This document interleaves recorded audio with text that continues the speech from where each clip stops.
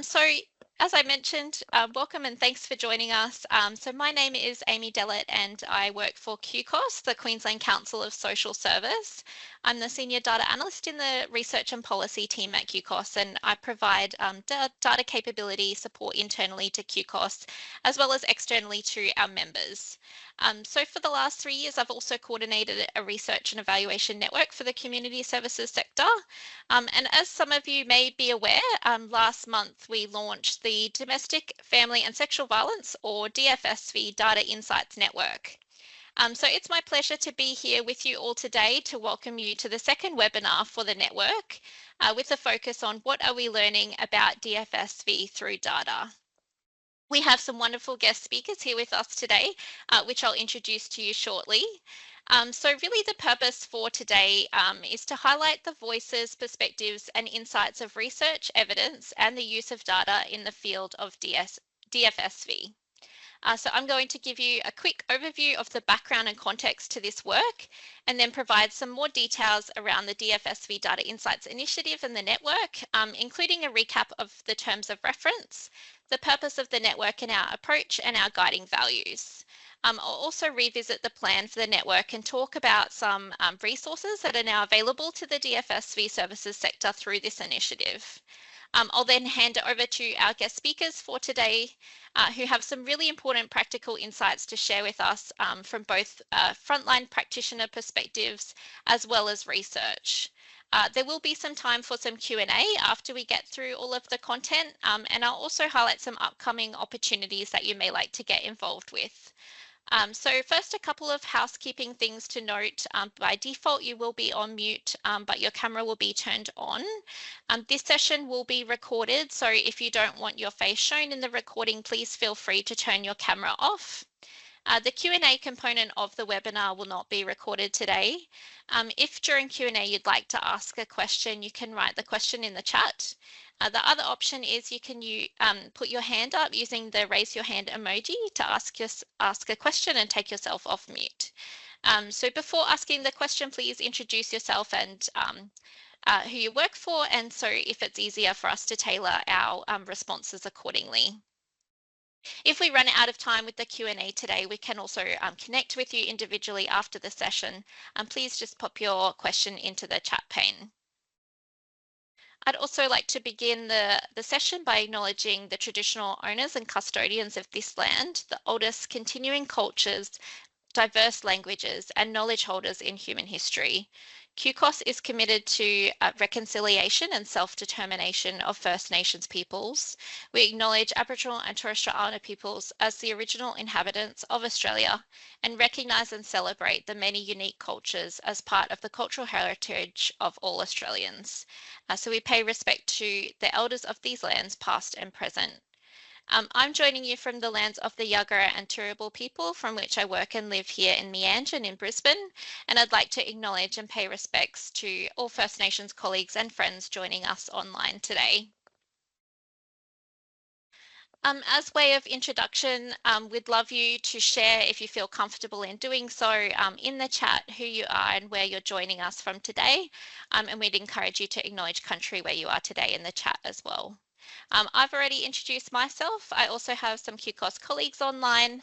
Taviro, the Manager for Research and Evaluation at QCOS, and Nadia, our Data and Reports Officer at QCOS. I'd also like to welcome our guest speakers for today, Emily Douglas from Micah Projects and Emma Scott from Innovation Unit Australia, New Zealand. As some of you would know, QCOS is Queensland's peak body for the social service sector, and our vision is to achieve equality, opportunity and wellbeing for all Queenslanders. In April 2024, the Queensland Government announced QCOS as the state's interim DFV peak body for the domestic and family violence sector. So over the next 2 to 3 years, QCOS will establish an independent DFV peak body, a member-based organisation representing domestic and family violence services in Queensland. So just noting that in relation to the DFV peak body, the DFSV Data Insights Initiative and the DFSV Data Insights Network is funded separately to the DFV peak. And this initiative is being led by QCOS as the peak body for the social service sector. This initiative also extends to sexual violence services as well. So for inquiries related to the DFV peak body, please contact dfvpeak@qcos.org.au, and I'll just share that in the chat with you now as well in case you need to reach out to us. So also before we start, I'd like to take a moment to acknowledge the terrible impact of domestic, family and sexual violence on individuals, families and communities, and the strength and resilience of the children and adults who have and are still experiencing violence. We pay respects to those who did not survive and to their family members and friends. QCOS would like to acknowledge and celebrate the work, strength and courage of the domestic, family and sexual violence sector, the outcomes that have already been achieved, and to all those who are part of this journey now. As a network, these discussions will also focus on domestic, family and sexual violence. And so if you do feel or find anything distressing from today's content, we'd really encourage you to please take the steps necessary to exercise your right to safety and ensure your well-being first and foremost. So the presentation components of the session will be recorded. So if you need time to step away, you're more than welcome to come back and watch the session at a later time. And if you do find yourself in need of support, please reach out to your EAP, your supervisor, or a support service such as the ones we've listed here in the slides. So just really briefly as a recap on the background to the DFSV Data Insights Initiative and the network, for those of you who may have missed our first webinar, so I'll share the links to the recording in the chat for you now. Also, I'll share the link to the terms of reference, which is now available on the DFSV Data Insights Network website, which I'll briefly touch on in a moment as well.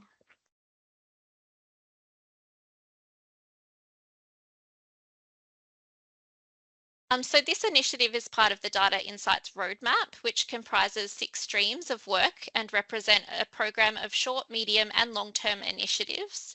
Across the 6 streams, there's a requirement to build capacity and capability of the DFSV service sector organisations. And so to support the sector to implement the Data Insights Roadmap, the Department of Justice and Attorney General has funded QCOS to deliver supports through the DFSV Data Insights Network and associated data strategy, data capability and data uplift activities. So the DFSV Data Insights Network provides an opportunity for collaboration and knowledge sharing in the area of DFSV data, with the aim of more effectively utilising community sector resources and DJAG developed resources to promote improved outcomes and data capability across the DFSV services sector. So the purpose of the network is to improve the data maturity of the DFSV service sector, to ensure there is an understanding of and commitment to the benefits of adopting an insights-driven approach, ensure sector uptake of the data insights roadmap resources are monitored and supported across the DFSV service sector, and to contribute to service responses that are underpinned by integration, robust information and evidence-based practice. And also to enable the DFSV service sector to be positioned to enact people, process and system changes as required through business ready support and data strategy support. So in terms of the guiding values of the network, we have collaboration, transparency, a safe place to ask difficult questions, confidentiality, peer support and innovation.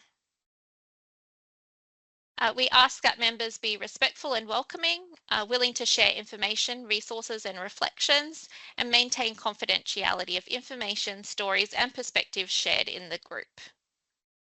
So just quickly, in terms of benefits of participating, these may include to build on and contribute to the evidence base to measure and monitor outcomes achieved across the DFSV service system, outcomes for victims and their children and persons using violence, to strengthen DFSV services understanding and data capability across the data lifecycle, to build awareness and capability around data quality dimensions such as accuracy, completeness, timeliness, availability, consistency and validity, to enhance knowledge around data collection standards that relate to the DFSV services sector, Establish a shared data language to enhance collaborative practice within and across DFSV services.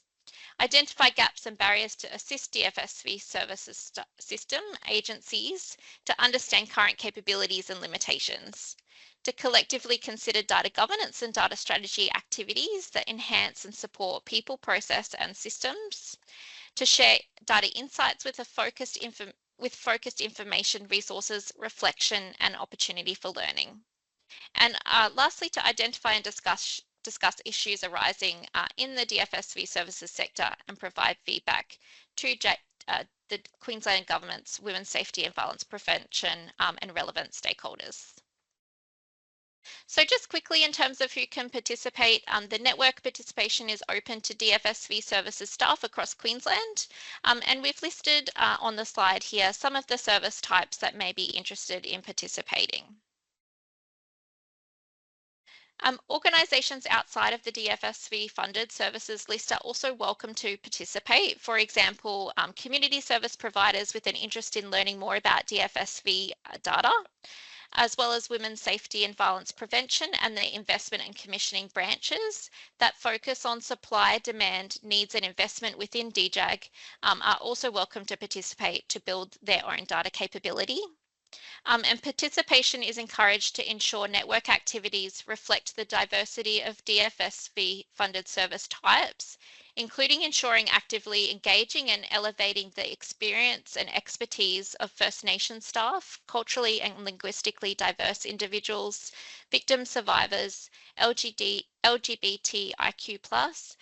women, young people and older people, and people with a disability and geographical location, including rural, regional and remote participation.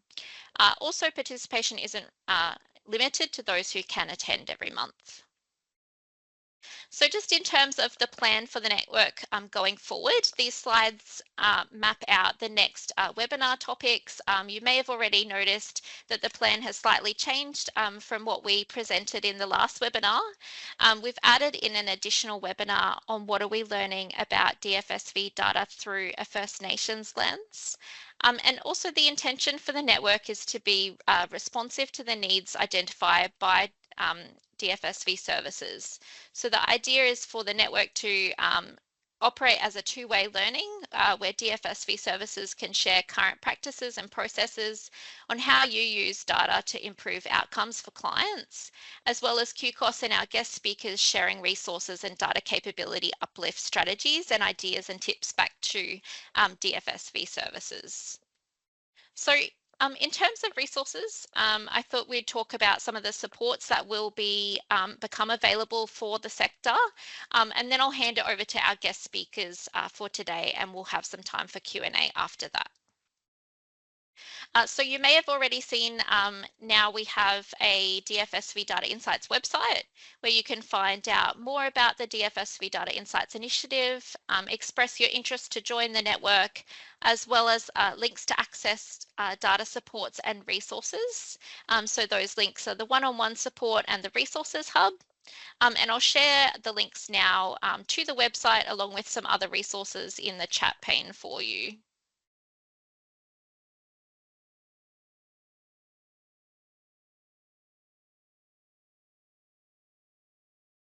So you may have also found the DFSV Data Insights Community Door resources page. So resources will be progressively made available on this page, including the webinar recordings, guides and fact sheets. We're also offering network members an opportunity to participate in an online DFSV Data Insights Network forum. So participation is encouraged but not required. The forum is hosted on Microsoft Teams platform to aid communication and collaboration. And anyone using the Teams channel forum communication agrees to uphold the network's guiding values and code of conduct, as well as alignment to the intent and purpose of the network while engaging on the platform. QCOS will maintain the Microsoft Teams channel and will endeavour to address any issues in a timely manner. So in terms of data capability uplift activities and supports, so there are over 100 WSVP funded DFSV services in Queensland. So in addition to the Data Insights Network, QCOS is also funded to provide additional uplift data capability supports for up to 20 DFSV funded services. So please reach out to our team if you would like to request support for your organisation. We'd really love to meet with you and discuss this further. In addition to one-on-one supports, QCOS have also developed the following resources to uplift the data capability of DFSV funded services. So as I already mentioned, the website is now available as well as the community door page, and on the web on the community door page, there's a guide for managers to speak to their teams about the DFSV Data Insights Initiative.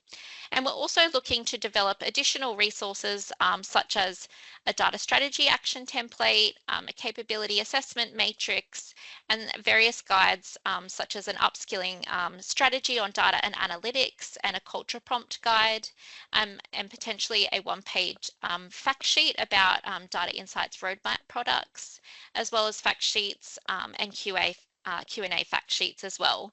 And we also may develop additional resources as required, such as case studies or draft policy and procedures for not-for-profit organisations, as well as training materials and onboarding plans for new staff, as well as a guide on collecting data from the service user and data quality checklist as well. So that's all from me. Hopefully that provides a good grounding on where we are with the network activities. And I'd like to move on now to the guest speaker component for today's webinar on what are we learning about DFSV through data. So it is my pleasure to introduce our guest speakers for today's event, Emily Douglas, Data Analyst and Systems Administrator at Micah Projects, and Emma Scott, Senior Lead for Youth and Families at Innovation Unit Australia and New Zealand. So Emily and Emma will do an introduction of themselves. As I mentioned, there will be some time for some Q&A after the presentation, so please pop your questions in the chat. I'll now hand it over to Emily and Emma, and I'll stop sharing my screen. Thanks very much. So I am just going to attempt to share my screen. So hopefully you're going to be able to see what I am looking at shortly. Let's go over here. And hopefully that's up and running for everybody. Wonderful. Excellent. Perfect. Excellent. So I would first of all like to kick off just by acknowledging the traditional owners of the lands that I'm joining from today. So the Turrbal and Yagara people. I'm west of Brisbane, Meanjin. And I'd also like to acknowledge, of course, that sovereignty was never ceded. So a little bit of background about me. I am currently a data analyst and systems administrator working at Micah Projects. And I'm sure most people here will know Micah. Micah Projects is a social justice organisation. So we work with a range of people across the Brisbane area. And the work that I've done within Micah has been within the domestic and family violence cluster. So I started in 2018 as a specialist domestic violence advocate. Mostly in my early years, I was working in the Safer Lives mobile service, which I'll talk about a little bit more in a moment. And then I moved into high-risk team as the high-risk team coordinator. But first of all, I'm going to cheat a little bit here, and I'm going to take you way back before I started working at Micah. So in my early career, I actually worked in drug and alcohol, and that was in the north of England. And when I was working there, we had a system set up whereby we had to report every month on every person that we were working with. And that system went into the National Drug Treatment Monitoring System. And I'm going to use this as an example of, I guess, a tool that was intended for a purpose and how that purpose may not have exactly worked out. So let's have a look. So the tool that we were using every month to report back, so each participant would come in and every month we would go through with them their drug and alcohol use in the preceding 4 weeks. So the idea was that they would talk about how many days within each week they thought that they had used drugs or alcohol. And they would also talk about whether they'd engaged in criminal activity in each of those 4 weeks. Now, obviously, this was idealized as a way to track the progress for the drug and alcohol sector. So the idea is that people come in using drugs and engaging in criminal activity, and then across time, that would reduce. But I want us to think a little bit about whether we're actually measuring what we're set out to measure here. So I'll be very careful here because I am aware that this tool in a much more nuanced fashion is actually still in use in Australia today. So it's bear in mind this is a very long time ago, and this was definitely a much less nuanced tool. So people would come in, we would be talking to people who were often under the influence at the time of engaging with us. We would be talking to people who, some of them did not have a very good grip on sort of day-to-day, how much time had passed. And we were talking to people with a whole lot of other complexities going on in their lives. So each month we would ask them to try to remember back 4 weeks and accurately report how many days in each of those 4 weeks they had used any sort of substances. So I think you can probably imagine the quality of the data that we were collecting there was fairly poor. For criminal activity, oddly enough, nobody was really engaging in criminal activity. Nobody wanted to put in paper and report to the government that they'd engaged in criminal activity in each of those 4 preceding weeks. So, for a start off, are we measuring what we set out to measure? So we talk about counting rules, I guess, a lot in the DFV work that we do. But really what that is how are we operationalizing the construct that we're trying to measure? So in this case, the government was trying to measure drug and alcohol use, and they were trying to measure the impacts on the life and well-being in society. I don't think that's what we were actually measuring. So the tool that we were using really did not adapt at all to the population that we were using it with. And unfortunately, at the time in the UK, the government view was that for the success of the system, we had to achieve a drug-free status. So the only successful outcome to treatment was being drug-free. And unfortunately, that did not account for the nuance between somebody who came into service using heroin and 6 months into service was only using marijuana. We would see that as a raging success story. Unfortunately, from the government's point of view, that person was still engaging in drug use, and that was not a success to treatment. So bear this in mind. Without the context to the data, we lose the meaning. It's all very well to show a change in numbers, but if we don't understand what that change actually means, or understand the background to the change, or who we're actually representing, there's no real meaning to that data.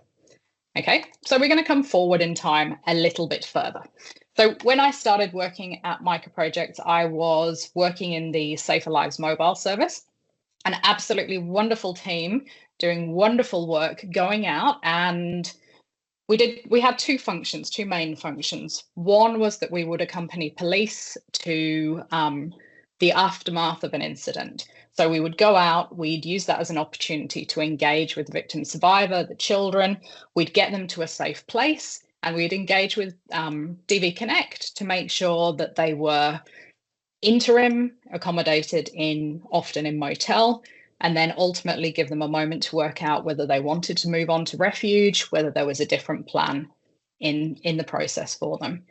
So a lot of people who are online today will understand the reason why I say that this maybe doesn't match up with how we think about data capture. So when we think about recording data in the work that we do, people generally aren't imagining people sitting in a car quickly typing up some case notes. They're not imagining perching on a curb somewhere near a motel while a woman chooses to smoke outside the motel because she's very, very stressed. You're sitting down with her and you're trying to capture her information You're thinking about all of the information that you need to write about her later for all the referrals that you need to send. You're trying to do a really good quality risk assessment and not miss any of the information that she's providing. And most of all, you're engaging with her. This is a person. This is somebody that you are sitting there with. You are with them in their most vulnerable moment. We are not going to sit there and open up a laptop and type down what it is that they're saying to us. We're not going to stop her talking while we catch up to making notes about the things that she's experienced. What we're going to do is remember as much as we possibly can, get back to the car and then quickly scribble it down. If we're in a hospital, if the medical staff come around, we're going to quickly duck out and note down as much as we can to ensure that we're accurately representing her experience, accurately assessing the risk that she's experiencing, and essentially so that the quality of what the work that we're doing is reflected in the case notes that we're taking. So how do we make this accessible?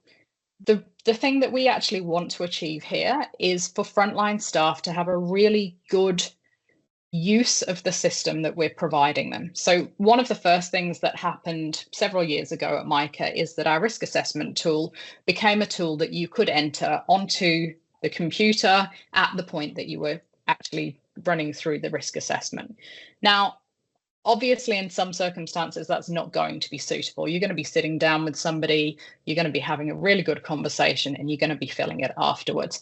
But the idea is that the fewer steps that we actually create in that process, the better the quality of information that we're getting. And most importantly, we're not missing anything. You know, we're all fallible, we're all human. If you've already been out and seen 15 different women, we need to make sure that we're supporting our frontline staff to actually effectively use the systems that we're providing to them. So one of the things that we need to look at there is training. But in terms of a mobile service, we're talking about shift workers. So actually getting the team together to be trained together is essentially impossible. So it either meant taking the whole team offline for training or proliferating that training through emails and making little chunks of information available to staff for when they were logging on for their shift, or it meant peer training, so staff training other staff. And obviously that's something that we need to be very cautious about, because we need to make sure that the staff who are doing the training are the staff who actually understand the system that they're training on. So it's a challenge. It's a challenge that we've worked with, and I'm going to talk a little bit later about some of the ways that we're working to overcome that. So now I move on to a more recent circumstance, which is moving into the high-risk team as high-risk team coordinator. So 2021 is when I started in the high-risk team, and a lot of that work involved using multiple data systems. So obviously at Micah Projects, we have our main case management system. We also have the police referrals database and info exchange. We have our previous database, which was also an info exchange system. And we also had the DJAG system, which is the DFVP CMS, which is another info exchange system. Trying to keep track of the work that we're doing in multiple systems can make it really, really difficult to actually identify what's going on with the people that you're supporting.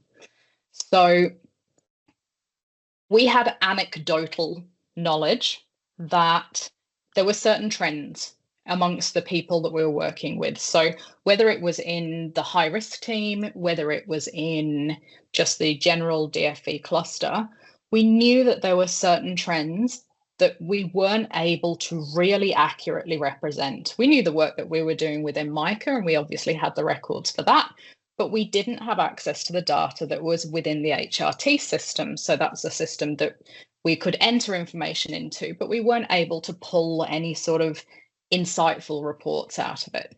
So what we started doing is keeping a track of just basic demographics. Who are we working with? Who are the people who are coming through here? So what we were noticing is that there were a high number of women who were experiencing DV while they were pregnant or parenting young children.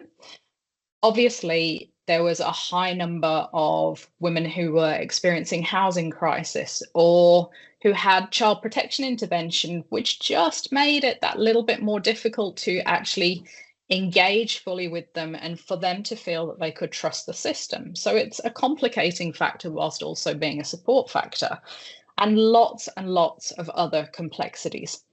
So we kept a separate spreadsheet, and unfortunately, that's not ideal. That's exactly what we're trying to avoid doing. So having a separate spreadsheet tracking just those basic demographics, not identifiable information, but basic demographics of, what is the age range of the people that we're working with? What is their First Nation status? Are they engaging with child protection? Are they adequately accessing healthcare? And through the data that we were gradually drawing out of all of these multiple systems, we were able to actually move forward. And I'm going to show you a little bit of a timeline now. So we developed a program called the Clinical Nurse Partnerships DV Project, which was an absolutely fantastic program aimed at providing people who were engaging with us for DFV, providing them with direct access to healthcare. So we had a fabulous clinical nurse who was able to go out. She would see people in motel, she'd see people in their homes, she would see people, accompany them to appointments. It was a wonderful way of ensuring that those people who were the most marginalized and at the same time most in need of accessing healthcare, making sure that we bridge that gap for them. However, obviously, there were more challenges that came out through that. So I've actually included a link in this slide to the full report for this project, which I would encourage you to have a look at if you get the opportunity to do so.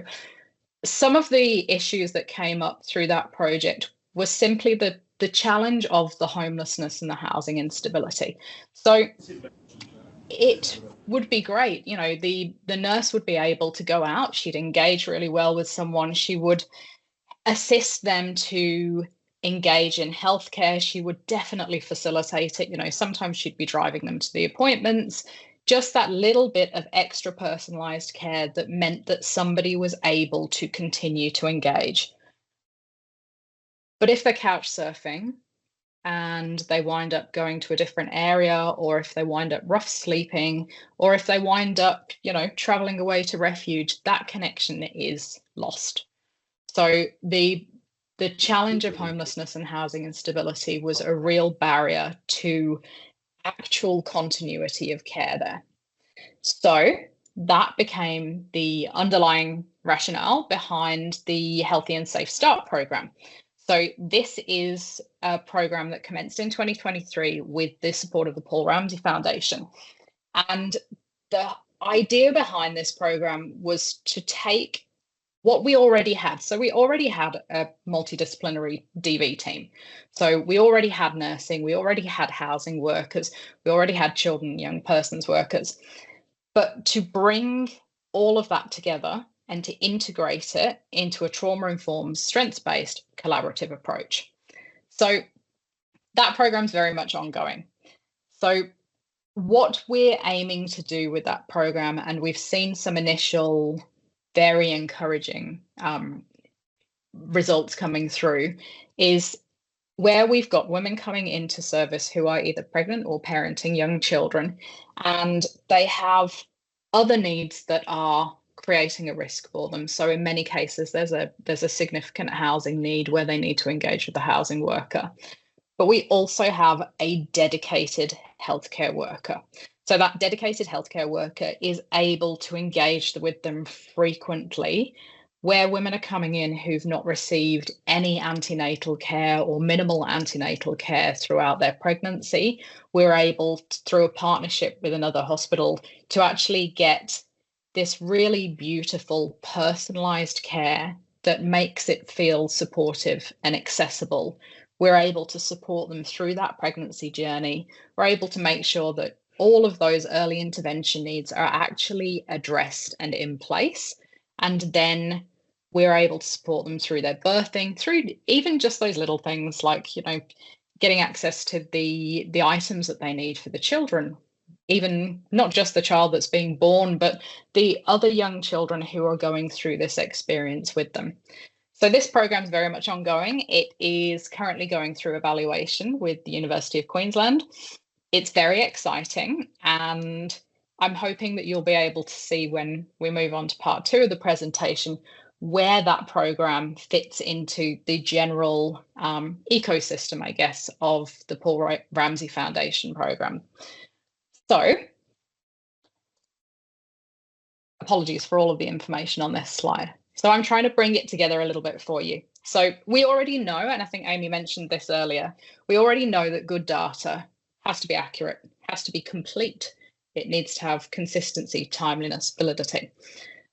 So within Micah, in my current role, we've basically been undertaking a bit of a review where we're looking at what we can do across the organisation to really make sure that we've got good quality data and to ensure that it actually fits into the work that we're doing, because it can't ever seem as an additional burden. And I think that's probably the experience that most of us do have of data capture within any sort of human services organisation. So I know that we used to joke about social work maths, where essentially social workers would come in with this absolutely wonderful practice, but the concept of doing things like data reporting was a terrifying concept, because, and it probably still is in many organizations, because it feels like an additional burden. And that is, to me, I believe that's part of the issue. So one of the things that we're trying to do right now is we're upskilling across the whole organization. So we're not just upskilling by teaching people how to use the system. The idea is that to upskill an organization, you need to upskill on everything. You need to upskill on the concepts that lie behind the data. You need to make sure that they understand the rationale for why they're collecting it, for a start off. Now, as I said before, this is continual improvement. This is not a work that is complete. And because of the dynamic nature of the organization and just the rate of change, we have students coming in, we have new staff coming in, there's new programs coming online. It is never a job that is complete. So we need to make sure that everybody from the word go is coming in with an understanding, not just of how they're doing it, but why they're doing it. So we also want to make sure that the insights that we're getting from that data that we're collecting is visible. It's not something that is just accessible to team leaders, cluster leaders, to senior leadership. The idea is that if we can make sure that people can see the insights themselves at ground level, then it means that they understand more about why they're collecting it. They get more of that buy-in to accuracy of data. It also, part of this upskilling process also means that we're looking at how we're training in practice, and we're trying to integrate that with how we're training for the data system. So we have this absolutely wonderful Micah Projects practice guide, which all staff are able to access, which talks about essentially what good practice looks like. And to make sure that that good practice flows through, we're making sure that we've got that consistent language. We want our data system to reflect the work that we do, not try to jam this excellent practice into a data system that doesn't fit. So we're also looking more broadly at what I've termed workflow and system design, but this is where, and Amy's probably going to smile at this, but this is where the data nerd in me gets very, very excited, because this is the deep learning that we can do just by observing how people are using a system. So we look at the desire path that they're using, and we can tell people what a system can do, and we can talk to people about how we want them to use a system. But the reality is that people who are doing the frontline work are not there to use a system that doesn't fit them. So they will always take shortcuts and workarounds to make the system, to fit the work that they're doing. So we can look into, which areas of data are not being properly completed. What is the barrier to that being completed? Which parts of our system are intended for use, but people are doing that job in another part of the system? And it's really enlightening, and we can do it without needing to ask staff, how they think they should be using the system. We can do it just by looking at what they are doing. And it's really enlightening, because we know they're doing the work and they're doing a beautiful job of the work. And we're actually able to see, how could we tweak this system to better fit their needs? Because the reality is, these aren't people who are sitting at desks for the most part. These are people who are getting out there, who are engaging with people in some of the most vulnerable moments of their life. We want to make a system that is responsive to those needs, because if it fits their needs, then it's going to be much more accurate. It's going to be much more complete. It's going to be completed in a timely fashion, and we're going to have that wonderful, reliable, valid data.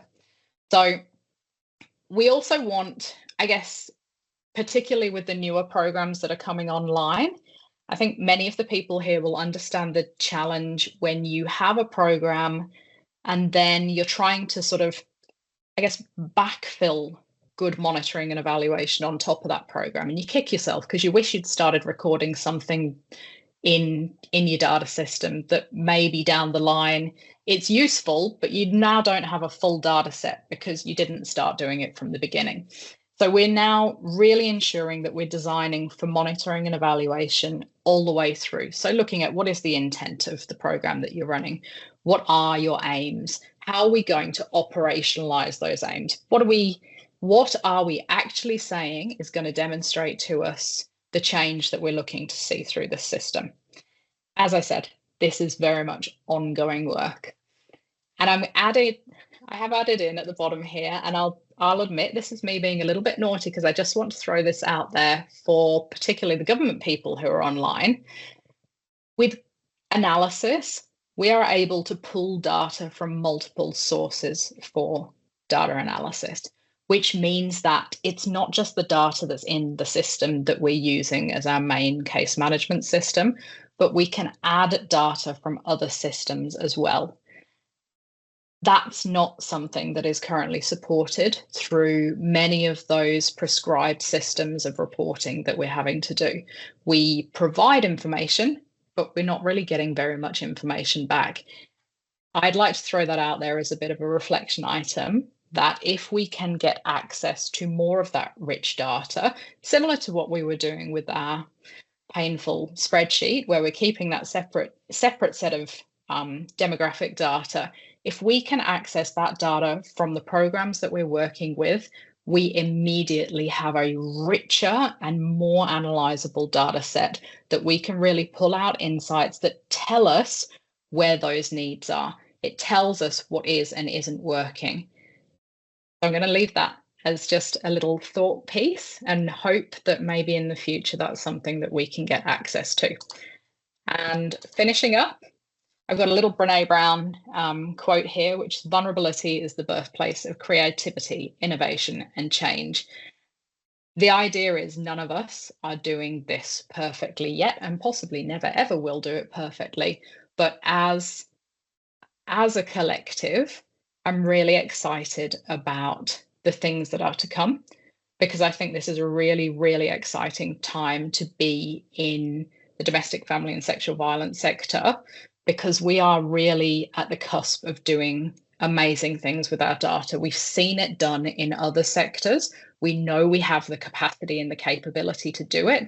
It's about learning together and developing a system that really, really works to actually prevent and protect people from domestic and family violence.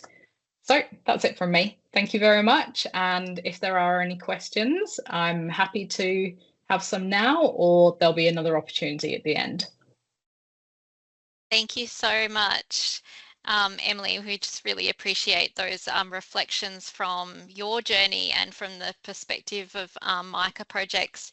Some really valuable shared lessons there for everyone to reflect on, and particularly around data capture and that data integration piece as well. I think we'll let people, as far as I can see, there's no questions in the chat so far. So we might move on to Emma's presentation, and then we'll take further questions at the end, if that's okay.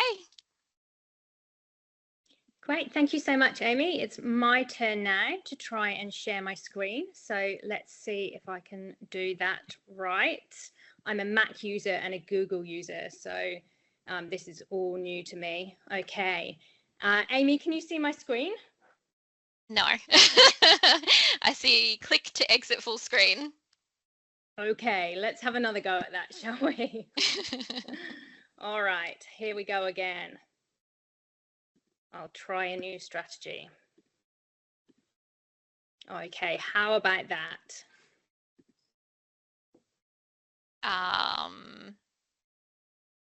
No. We could see it before in the presentation view with the slides on the side. Oh, okay, all right. But so not when you go to full screen. Right, okay, we might have to try that then. I will try and make my screen, and I apologize for, I actually removed some of my tabs out of embarrassment, but there's still quite a few out there. So if you're happy for me to go ahead on this screen, Amy, it's not ideal, but we'll share the slides with everyone afterwards. So just in case there are any visibility issues, is that okay? Sounds great. Thank you. Great. Thank you so much. And thank you so much to Emily for those insights. It was really interesting to hear some of the things that you guys at Micah Projects are working on, because it absolutely aligns with what we have learned through our research about the needs of the sector and the sorts of things the sector needs in order to create a stronger picture of data. So that was really compelling, and yeah, fantastic presentation. So my name is Emma Scott. I'm a senior lead at Innovation Unit Australia, New Zealand. We have a number of bases around the world. We have a UK office, one in Aotearoa, and a couple of presences in Australia. And I've been with Innovation Unit for about 10 years now. My work is primarily with children, youth and families. We are a not-for-profit social enterprise. We are actually a charity in Australia, and we support social innovation and change. So we work with governments, other not-for-profits. In some circumstances, we may work with corporates if they have a kind of benevolent aim and there is a charitable feature of the work. And we want to see a world where communities are strong and thrive and people live the lives that they aspire to. And we bring a whole range of tools and methods, people with particular kinds of expertise and a whole lot of passion to make that happen. And just before we go ahead, I want to acknowledge the traditional owners of the land on the countries and lands that we all are working on today, and pay my respects to elders past and present. So we use what we call 3 fields of knowledge as a framework to guide our approach with all of our work, whether that's in the kind of prototyping and innovation space or in learning and evaluation. And we really believe that new knowledge and new ideas and new practice cannot just be developed by what we know from evidence. What is equally important is what we know from people's professional and personal experiences, and the new knowledge that can be created when we blend what we know in the public domain about research and insights and evaluation and statistics and policies with those stories of what it's like to work in this field, what it's like to have a personal experience of DFV. And when we bring those things together, we can generate new knowledge that really has a chance of making a real meaningful impact on the long term. So today I'd like to talk to you about a few things. We're going to talk about the work that Innovation Unit has been doing to support Paul Ramsay Foundation's Open Grant Round programme. We're going to talk about an element of the programme, which is a learning network, which brings together about 31 organisations all across the country who have projects in their DFV space. I'm going to share a few high-level insights from those organisations who support special cohorts of help seekers. And then I'm going to dive a little bit deeper into some of the data learning and evaluation needs of the DFV field, and then some of the opportunities that we think exist to strengthen data access and quality, support learning and evaluation, and encourage the scale of powerful practices. So Emily was talking on a very practical level from an organizational perspective. And so we're looking at some of those things from actually like a national and systemic perspective. So what is it that systems need to do, whether that's state or a national system or local council systems, in order to strengthen the ability of services to respond to the needs of their help seekers. So a little bit about the PRF DFV grant round. So Paul Ramsay Foundation, very large philanthropic funder. In 2023, they partnered with the Australian Communities Foundation to commit $13.6 million in funding to 58 organisations overall who work with key cohorts and communities affected by domestic and family violence. These grants aim to engage specialist support services, so people who are working very specifically with particular groups of help seekers who sometimes don't have their needs best met by mainstream providers. So those specific groups might include First Nations communities, children, young people, migrant and refugee communities, rural and remote communities, pregnant women and single mums, LGBTQIA+ communities, women with a disability, and also perpetrators and users of violence too. And so what was different about this grant program to some other philanthropic funding is that this was really a grant about scaling up something that organisations are already doing. We'd heard a lot in our research here, and PRF had heard in other spaces, that there is a sort of fatigue around the development of new, and organisations felt that they invest a lot of time in developing new ideas when actually they have a lot of really compelling practices that they would like to scale up and develop an evidence base for, but constantly having to focus their attention on developing new things for philanthropy felt to be quite tiring, and we're just kind of churning through ideas rather than actually looking at the things that are working the best and focusing our attention and energy on developing an evidence base and scaling those up. So alongside that grant, PRF engaged Innovation Unit and some of our colleagues, Research Crowd, who are a First Nations-led research organisation, to initiate a network with grant recipients. And the purpose of this network was really to forge a learning connection between those who received that grant. And the learning network was divided into two. So Research Crowd lead a network or a sub-network of 27 First Nations-led organisations, and Innovation Unit lead a sub-network of 31 specialist cohort programmes. And those cohort programmes are not First Nations-led. And the aim here was to acknowledge that there are very specific challenges and opportunities that First Nations-led organisations face, and that it was most appropriate to develop a space for that knowledge and for Research Crowd and Innovation Unit to work together to kind of cross-pollinate along the way. So we are not completely finished with our research yet. We've developed a first learning paper, and we are due to finish our second learning paper very soon. And there is an ambition that Research Crowd and Innovation Unit have to do something together at some point. And I think in a couple of sessions, I think Amy has let us know that you might be having some time with Research Crowd as well, which will be an incredible opportunity because they are incredibly powerful women. And so the network aims to bring that learning connection together, to create connections and to increase knowledge sharing across the DFV support field. And this is across state lines as well. So we have organisations participating from, I think, every state and territory. And in a minute, we'll have a look at who's joined us from Queensland.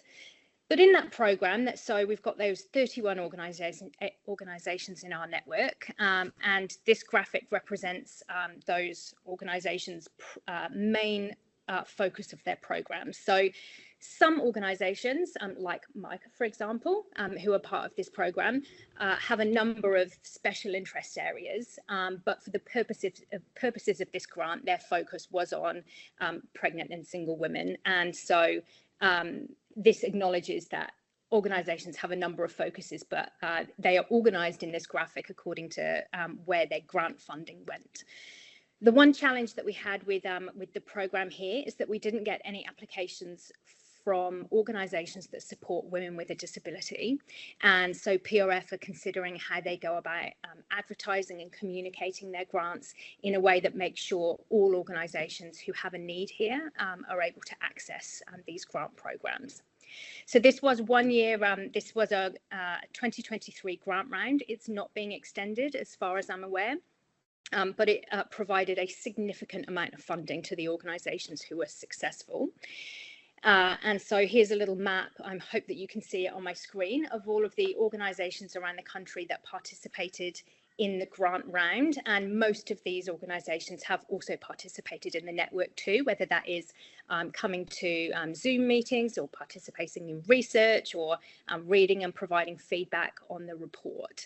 And so from Queensland, we've got Sisters Inside, Centre Against Domestic Abuse, Brisbane Youth Service, Micah Projects, the Multicultural Families Organisation, and Domestic Violence Action Centre. So why is specialist support so important? The federal government's National Plan to End Violence Against Women and Children tells us that specialist services are leading best practice, but they don't often get the recognition and support they need due to the complex nature of their work. For example, place-based approaches, culturally tuned support, identity-attuned support, men's behaviour change, the realities of DFV in rural and remote communities, the strategies and impact on young people, and the needs of pregnant women and mums. There is an incredible amount of knowledge in these specialist support organisations, but because their work is so specialist often, the work is so complex, and they are in some ways very small organisations in some contexts. They don't necessarily get that voice on the state or on the national stage that some of the larger incumbent organisations get. So their knowledge is critical to the design of national, state and local approaches, and they need proper engagement, partnership and co-design in order to make sure they are able to contribute that knowledge and that it can inform work at all levels. And that sector development must support coordination, collaboration, the sharing of information and capacity building across all state and territories. So when we come into this work, we were charged with taking a snapshot of the field. And so what do we mean by the field? There is a tool called the Strong Field Framework, which we have used as the basis for our research here. And it defines a field as a community of organisations working together towards a common goal and using a set of common approaches to achieving that goal. And so our research really set out to understand the strength of the DFV field across Australia. Is there even a field? There are a number of people doing lots of different things, but is there a common goal and a set of common approaches to achieving that goal? And we had some really interesting insights on that I'll come to later. So we used the Strong Field Framework to make sense of what we learned through our research. And the Strong Field Framework sets out a number of categories for us to assess the strength of the DFV field in Australia. So we look at shared identity, whether there's a community aligned around a common purpose. The standards of practice, whether there are standards of practice and to what extent are they being used across the country. Are there exemplary models and resources? Are there resources to support the implementation of new practices? Are there any credentialing or ongoing professional training programs? Then knowledge base, whether there is credible evidence that the practice used by organisations achieves the desired outcomes. Whether there are a community of research who have set out to study and advance practice, whether there are means to collect and analyse, debate and disseminate knowledge across the field, so not necessarily within a place or within a state, but across the entire field. And then leadership and grassroots support. So do we have in the DFV field influential leaders and organisations who are really pushing the envelope on what's possible? Do we have a broad base of support from major constituencies? And then funding and supporting policy. So is there an enabling policy environment that sort of cradles and supports in new promising practices? And are there organised funding streams from a number of different spaces, whether that be public funding streams through donations, philanthropic, corporate, government, that create support for organisations working in that field. And we've used the Strong Field Framework as the basis for our research, and that's why some of our insights, if you read the report, are organised against this framework, as well as having some cohort-specific insights about the specific needs of different groups of help seekers. So who does the DFV field include? We think automatically of the organisations like you working at the coalface of DFV support. We might also think about police and the courts and legal services. But there are a number of other people in that field that play a really important role in shaping our response to domestic and family violence. So, of course, there's the people in our lives and around us, our family and friends, our employees, our neighbours and community, the health system, GPs and hospitals, who many in our research found were actually underutilised in initial responses.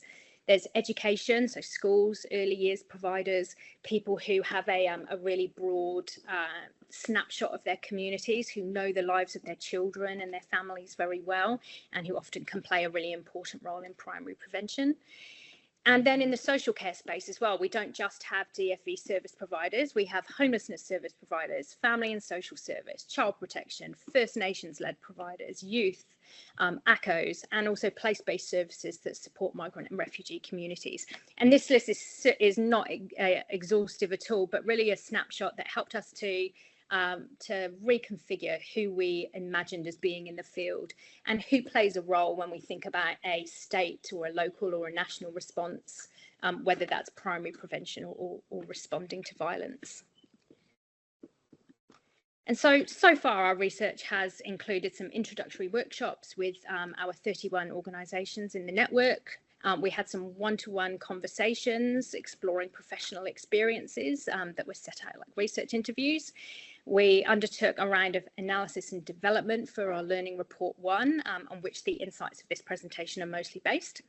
And then from June onwards, we've been undertaking cohort-specific workshops with organisations to think more deeply about the ideas that emerged in phase 1, and to think not just about the challenges that we're having, but some of the possible solutions that we could propose to funders. So Paul Ramsay, through this work, are really interested and committed to understanding how they as a funder can tailor their programs to better suit the needs of the sections of the sector that they are supporting. And soon, I think in December, we will then release our Learning Report 2. So looking forward to sharing that. So that's a bit of the background of the programme so far, but I'd just like to share with you some high-level insights, and some of these will feel incredibly familiar to you because you are all working in this in every single day. You are immersed in it, and we were really interested to find that there are some things that the organisations we interviewed felt really similarly about, and then some other places where there is some kind of movement or disagreement or challenge. So I'll take you through a few of those really high-level insights, and then we'll just dive a little bit deeper into some of those that deal specifically with data, learning, evaluation, and scale. So it would be unsurprising, I think, to any of us to acknowledge that the specialist support field is diverse and dynamic. So there's a huge amount of knowledge in organisations about how to work with specific cohorts and communities, and strong practice that is showing real promise and having an impact on people's lives. Personalisation is a really common feature. So working successfully to engage specific cohorts requires a very deep personalisation and approaches that centre trust and cultural safety. There are many really incredible practices happening out there, and there is also an acknowledgement that because of that complexity and personalisation, practices or people don't always fit into a neat box, and that creates some challenges around where funding is sought, how resources are organised, and really needs some extra thought if we're going to meet the needs of every single help seeker out there. Collaborative place-based approaches show strength, and they aim to make a long-term difference. So partnerships between police, schools, GPs help to avoid duplication, they meet the holistic needs of people, and they strengthen that focus on primary prevention. I was really interested in Amy's reflection about the nursing, Emily's reflection about the nursing program that Micah Projects have done, and it made me think that place-based approaches, while incredibly powerful, perhaps given the transient nature of so many populations now, especially in urban areas, I wonder, given they are so powerful, whether sometimes they're not necessarily meeting the people who need those practices the most on a consistent basis. So there was something that I thought very powerful about that insight, that when people move around, we kind of lose them from the power of that place-based system. So that's something I'd love to think about a lot more. Organisations would like to see more upstream interventions and cross-portfolio collaboration. So we know that when systems are siloed, people fall through the cracks very easily.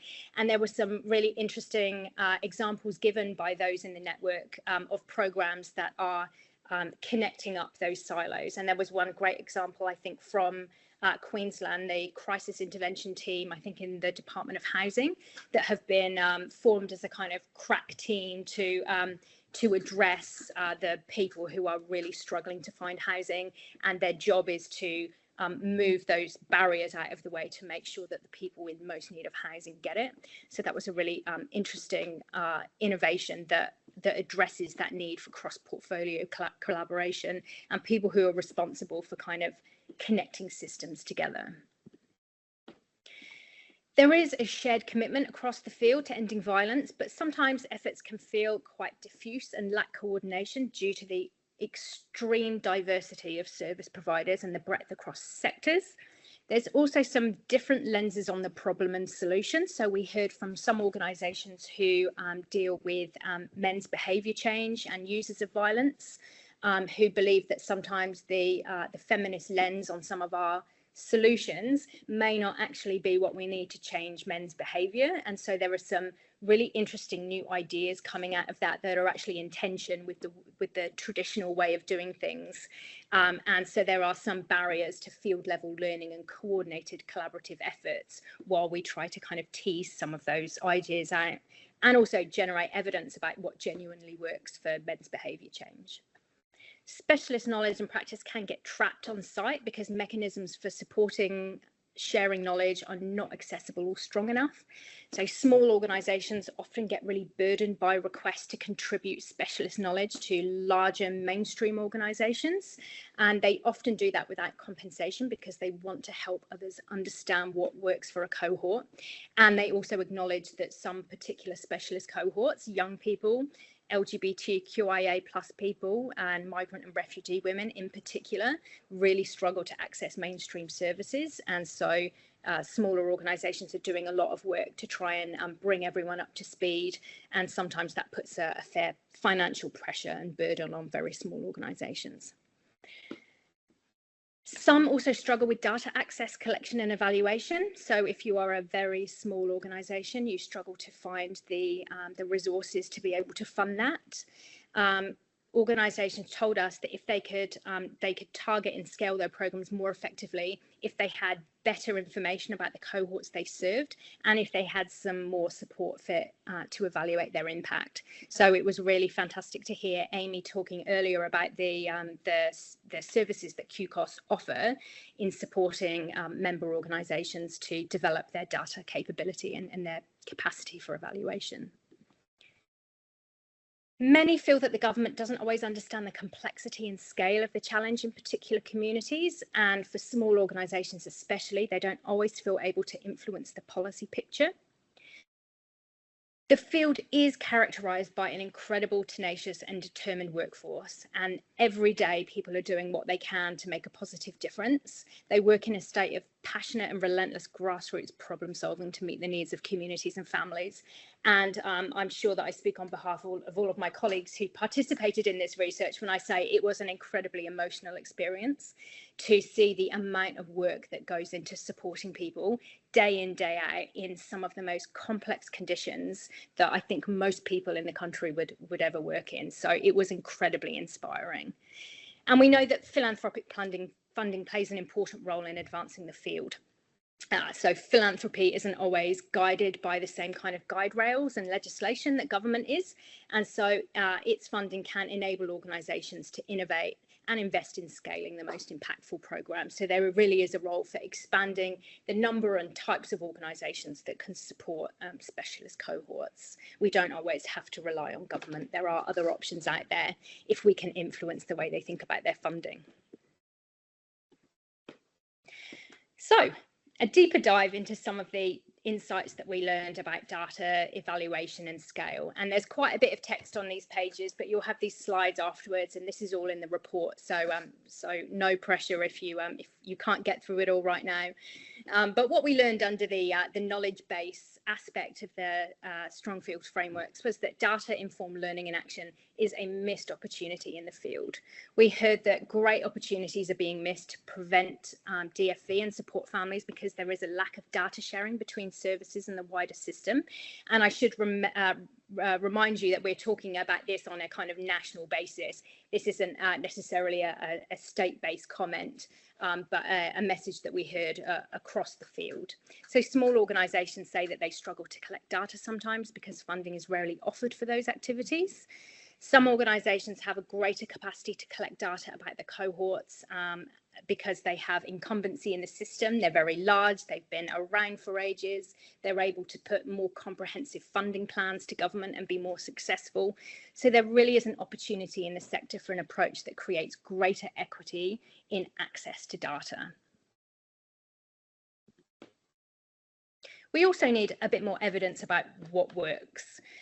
There is a lack of data sharing that can leave organisations feeling in the dark about what works, especially when working with specialist cohorts for whom there really isn't a lot of data out there and not a lot of investment into developing a robust data set to share.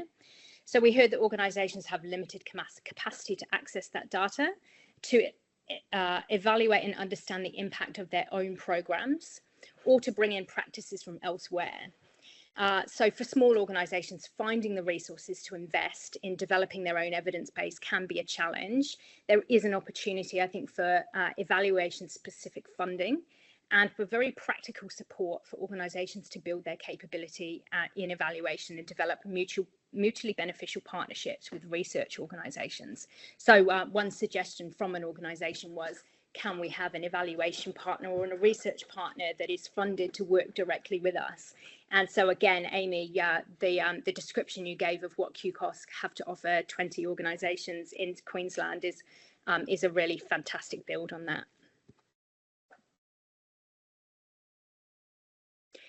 And organisations need support with innovation and scale.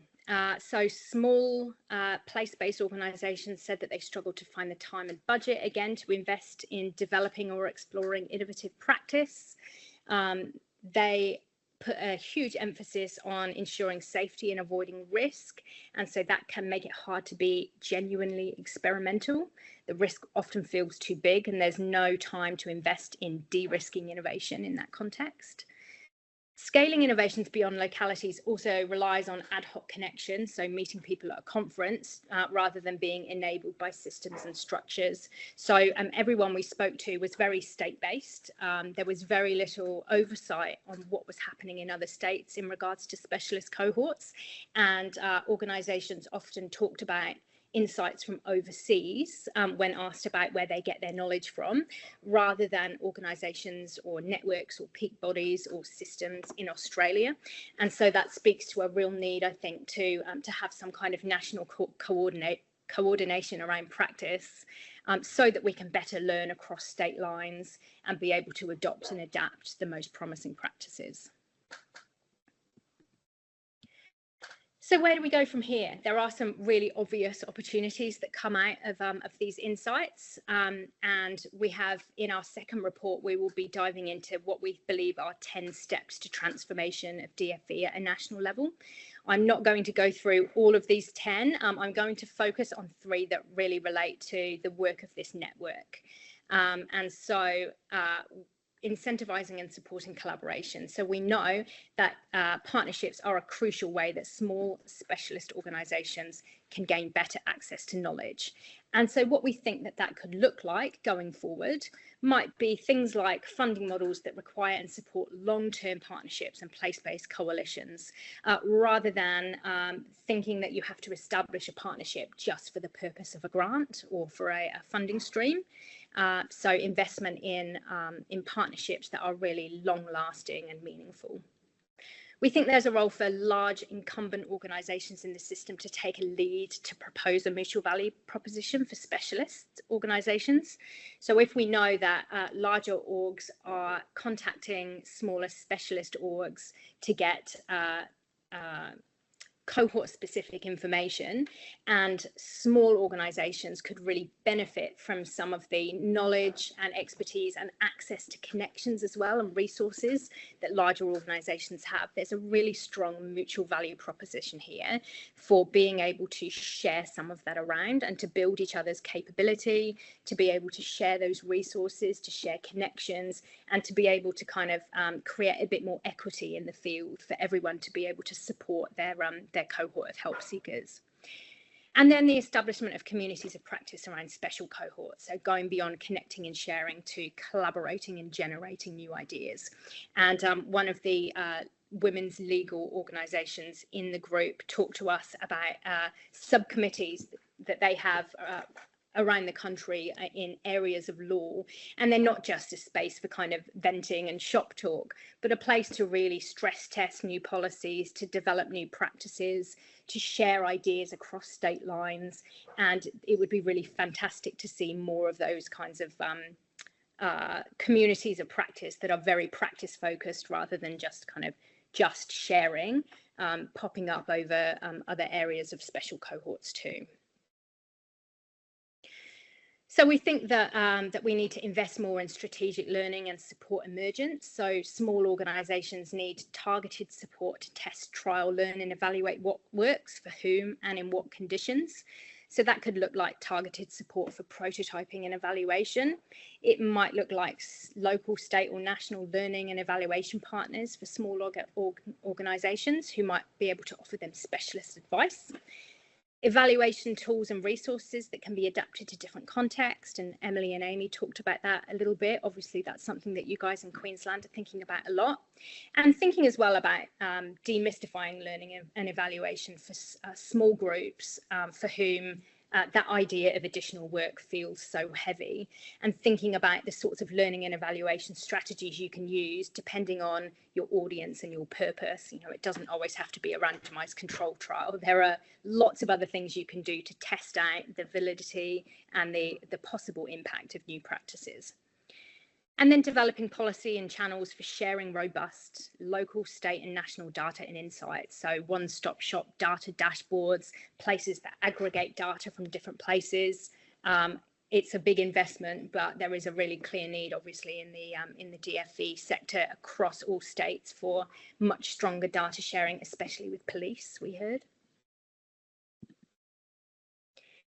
And then we think that that the field needs additional support with replication and scale. So that ability to be able to scale or spread or adopt and adapt practices across state lines. We do think that there is an opportunity to shine a brighter light on who's doing what across the country to create more visibility.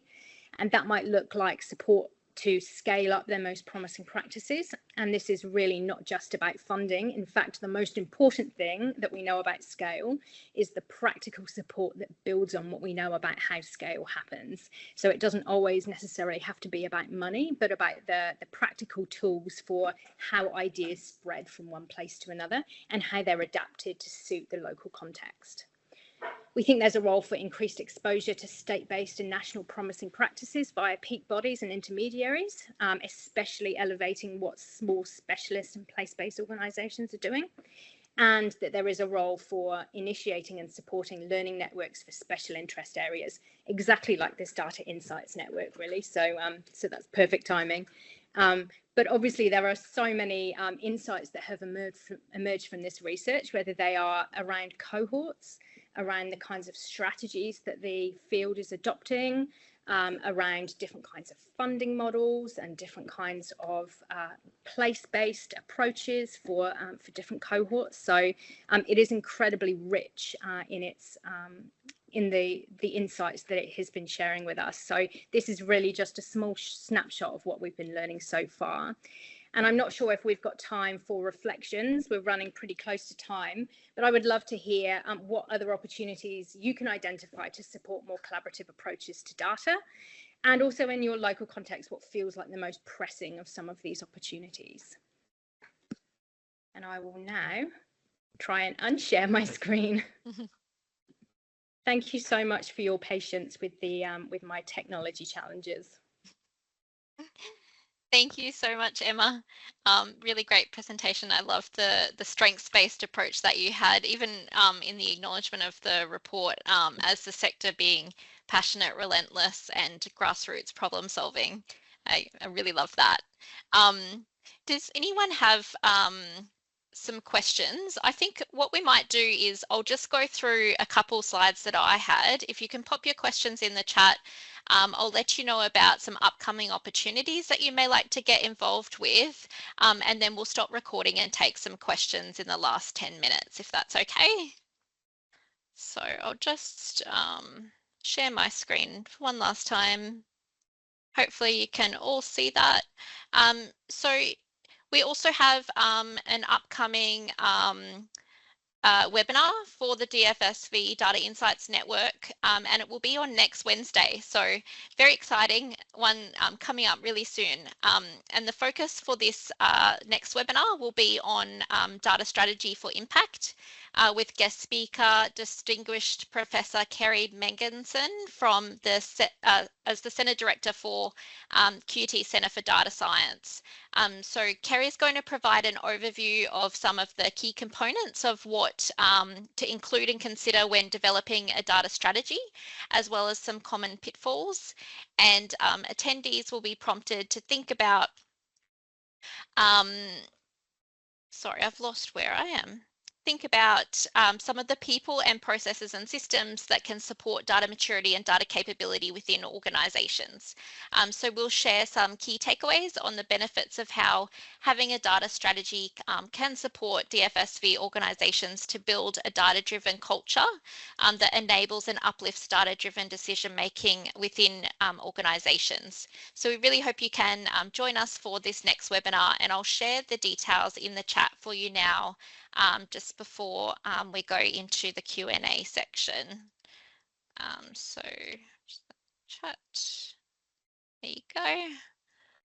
And again, please feel free to contact our team at DFSV Data Insights at qcos.org.au. And again, a big thank you to Emily and Emma for being so generous with your time today and sharing your knowledge and expertise with us. And we really appreciate all your insights and what you've shared with us and your enthusiasm to connect with the network. And a big congratulations to all of these pieces of work and sharing your journey from a practical perspective and also research too. So I will stop recording and we can go into Q&A time. I'll also stop sharing my screen.